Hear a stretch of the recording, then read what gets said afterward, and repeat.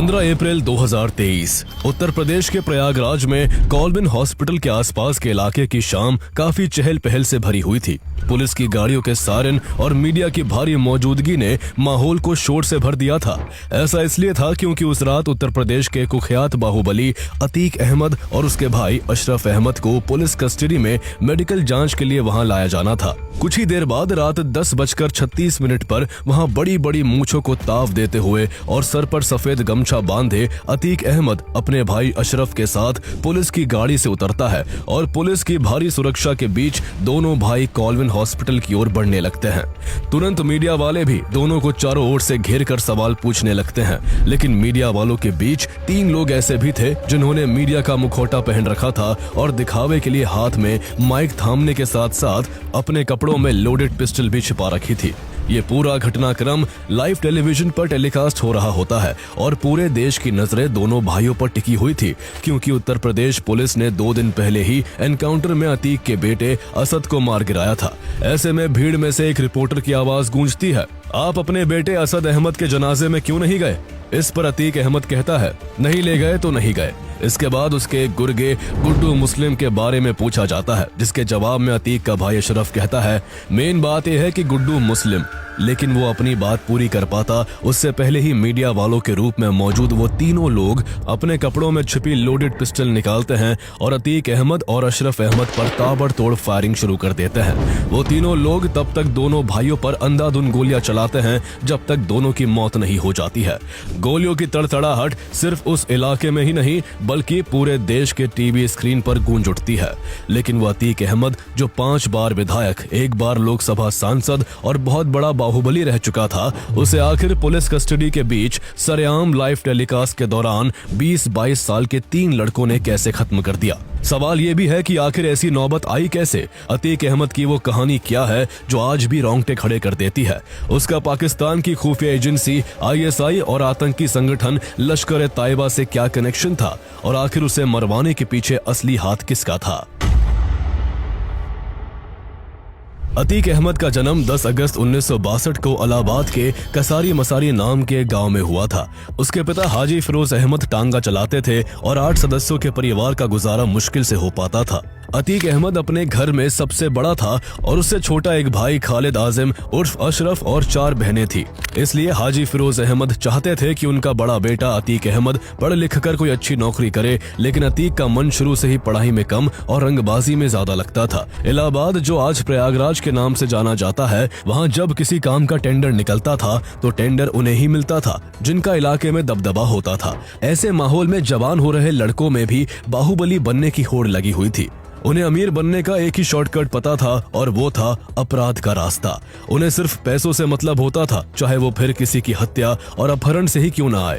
यही कारण था कि अतीक अहमद जब 8th क्लास में था तभी से उसने अपने इलाके से गुजरने वाली माल गाड़ियों से कोयला चोरी करके बेचना शुरू कर दिया। जब अतीक 1979 में 10th के एग्जाम्स में फेल हो गया तो वो पढ़ाई छोड़कर पूरी शिद्दत से इस अपराध की दुनिया में घुस गया और उसने अपनी उम्र के लड़कों के साथ एक छोटी गैंग खड़ी कर ली। वो कम उम्र से ही बहुत खूंखार था और केवल 17 साल की उम्र में उसने अपनी जिंदगी की पहली हत्या की।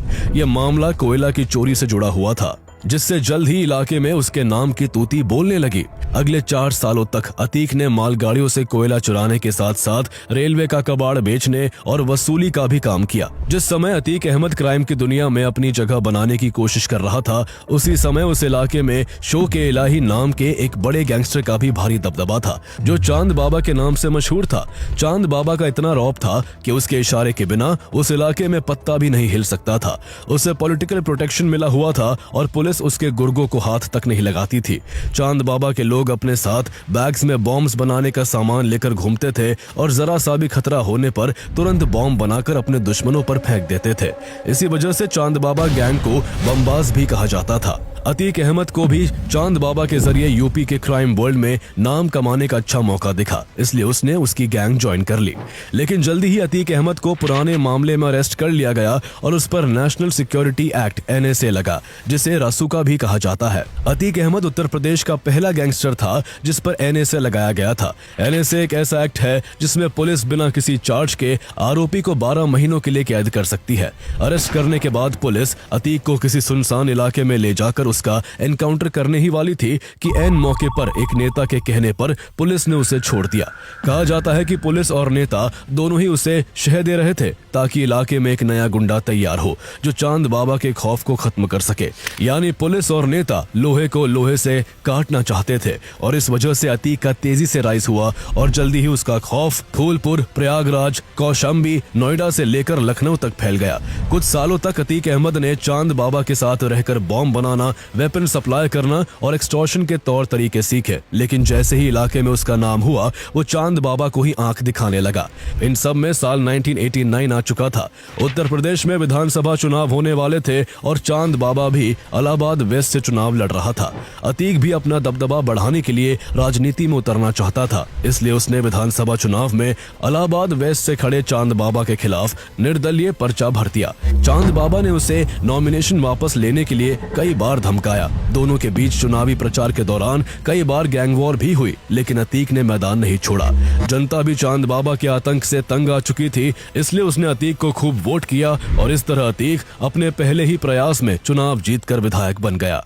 अतीक जानता था कि अब एक म्यान में दो तलवार नहीं रह सकती, इसलिए उसने चांद बाबा की हत्या करवा दी और धीरे धीरे उसके गैंग का भी सफाया कर उसके पूरे क्रिमिनल एम्पायर को हड़प लिया। विधायक बनने के बाद उसकी ताकत दिन दुनी रात चौगुनी होने लगी और उसने इलाहाबाद में खौफ का ऐसा मंजर कायम किया कि इलाहाबाद वेस्ट से उसके खिलाफ लोग चुनाव लड़ने से कतराने लगे। इलेक्शंस के दौरान उसके लिए बूथ कैप्चरिंग और फेक वोटिंग आम बात थी। उसके एक इशारे पर हजारों लड़के उसके लिए जान देने और लेने के लिए तैयार रहते थे। जहां एक तरफ विधायकी का रौब था तो वही उसकी गुंडागर्दी भी जारी थी।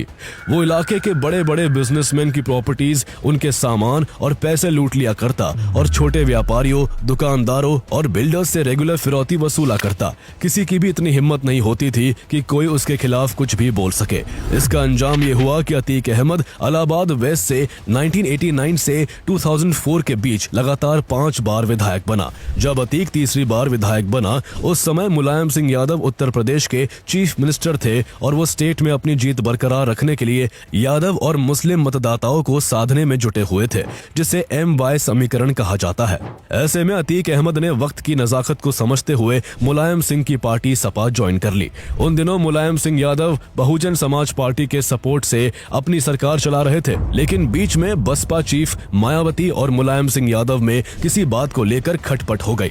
इसके बाद मायावती ने अपना सपोर्ट खींच लिया, जिससे सपा की सरकार गिर गई। इससे गुस्साए सपा समर्थक हथियारों के साथ लखनऊ के मीराबाई गेस्ट हाउस पहुंचे और वहां मौजूद बसपा विधायकों को बुरी तरह पीटा और मायावती को एक कमरे में बंद कर उन्हें हॉस्टेज बनाने की कोशिश की।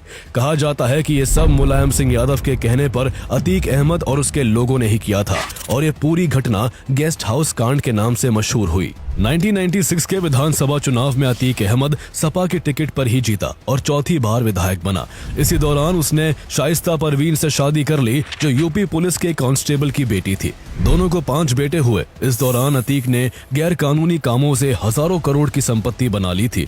उस दौरान उसकी दबंगई का ये आलम था कि अशोक साहू नाम के एक आदमी ने अनजाने में अतीक के भाई अशरफ की कार को ओवरटेक कर दिया था और सिर्फ इसलिए अशोक साहू की दिन दहाड़े हत्या कर दी गई। इस तरह खुलेआम उसकी गुंडागर्दी यूं ही चलती रहती है, लेकिन कुछ साल बाद 2002 में उसे बड़ा झटका लगता है जब मायावती उत्तर प्रदेश की चीफ मिनिस्टर बनती है। उन्होंने गेस्ट हाउस कांड के लिए अतीक अहमद को माफ नहीं किया था और उस पर शिकंजा कसना शुरू कर दिया। इसका नतीजा ये हुआ कि एक ही दिन में पुलिस अतीक अहमद पर 113 केस दर्ज करती है। इसके बाद अतीक का जेल में आना जाना लगा रहा, लेकिन जेल में भी उसकी सुविधाओं में कोई कमी नहीं रही। जेल में वो ऐसे रहता जैसे छुट्टियां मनाने आया हो। इस बीच वो सपा छोड़कर अपना दल से जुड़ गया और 2002 का विधायक चुनाव भी उसने इसी पार्टी से टिकट पर जीता। अतीक मौके भुनाने में माहिर था। साल 2003 में जब मुलायम सिंह यादव की मुख्यमंत्री के रूप में उत्तर प्रदेश की सत्ता में वापसी हुई तो अतीक ने अपना दल छोड़कर फिर से सपा के साथ हाथ मिला लिया। 2004 में लोकसभा चुनाव होने वाले थे। ऐसे में उसने मुलायम सिंह से फूलपुर सीट से लोकसभा चुनाव लड़ने की इच्छा जाहिर की और उन्होंने उसे वहां से टिकट भी दे दिया। ये कोई साधारण सीट नहीं थी, बल्कि ये दो एक्स प्राइम मिनिस्टर की सीट थी। यहीं से चुनाव जीतकर जवाहरलाल नेहरू और VP सिंह पार्लियामेंट पहुंचे थे और भारत के प्रधानमंत्री बने थे। लेकिन समय ने ऐसी करवट ली कि यहाँ की जनता ने अतीक अहमद जैसे कुख्यात क्रिमिनल को भी चुनाव जिताकर संसद पहुंचा दिया। एक ही कैंडिडेट एक ही समय पर विधायक और सांसद नहीं रह रह सकता, इसलिए उसे इलाहाबाद वेस्ट से विधायकी छोड़नी पड़ी। ऐसे में वहां बाय इलेक्शंस हुए और अतीक ने अपने छोटे भाई अशरफ को इलाहाबाद वेस्ट से चुनावी मैदान में उतार दिया। यहां से 5 बार विधायक रहने के चलते अतीक को अपने छोटे भाई की जीत बिल्कुल आसान लग रही थी, लेकिन इलेक्शन का रिजल्ट उसके उलट आया और बसपा के टिकट पर चुनाव लड़ रहे राजू पाल ने अशरफ को 4000 वोटों से हरा दिया। राजू पाल कभी अतीक अहमद का साथी रहा था, लेकिन आगे चलकर वो खुद रंगबाजी करने लगा था और उस पर भी क्राइम के कई आरोप थे। इलेक्शन से पहले राजू पाल ने अतीक को ललकारते हुए कहा था कि अगर वो हार गया तो यहाँ बम चलेंगे। ऐसे में अतीक को ये हार और राजू पाल से मिली धमकी सोने नहीं देती थी, क्योंकि ये दोनों चीजें उसे अपनी घटती पावर का एहसास करा रही थी। ऐसे में इलेक्शन रिजल्ट के 1 महीने बाद ही अतीक अहमद राजू पाल पर हमला करवाने लगा, लेकिन वो हर बार बच निकला।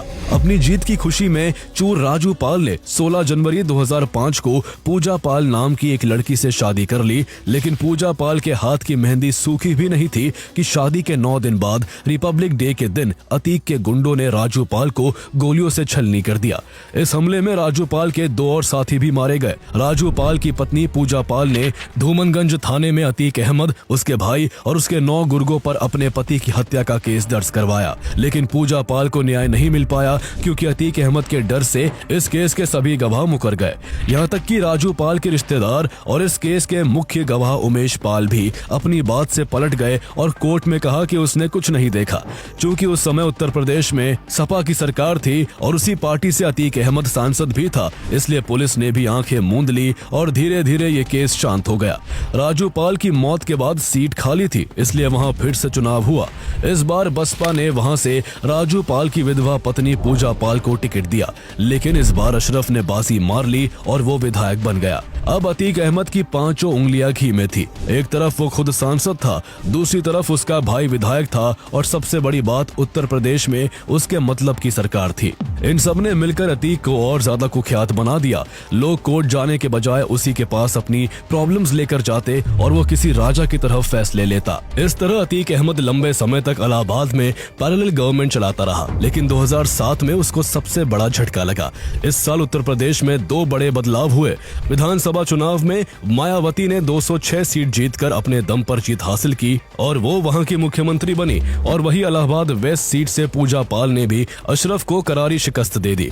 यही से अतीक की जिंदगी की उल्टी गिनती शुरू हो गई। अब ना तो उसका भाई विधायक था और ना ही उत्तर प्रदेश में उसके मतलब की सरकार थी जो उसके काले कारनामों को जानते हुए भी नजरअंदाज करे। मायावती की सत्ता वापसी से उमेश पाल का भी जमीर जागा और वो पुलिस स्टेशन जा पहुंचा। उसने अतीक और उसके भाइयों के खिलाफ किडनैपिंग का केस दर्ज करवाया और कहा कि अतीक ने उसे किडनैप कर लिया था और एक पर्चा लिखकर कहा था कि इसे रट लो, अदालत में यही बयान देना, नहीं तो तुम्हारी बोटी बोटी काट कर कुत्तों को खिला दूंगा।